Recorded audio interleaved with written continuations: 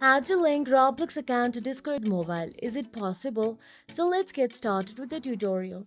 First of all you have to do is open the Discord app on a mobile device and make sure that you are logged into your Discord account. Once in there, tap on the Me option available at the bottom right corner of your screen and navigate to your profile section. Here, tap on the settings at the top right. And once you tap on the settings, you'll get to see many options available on your screen. And from there, all you have to do is scroll down and look for the connections option available there and simply tap on the connections.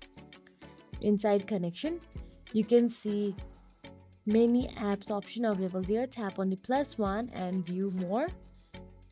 From there, scroll again and tap on the Roblox, and you'll be navigated to Roblox login page.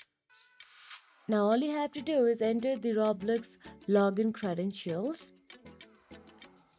and that is it. If you found this video helpful, please like, share and subscribe our channel, and thank you so much for watching.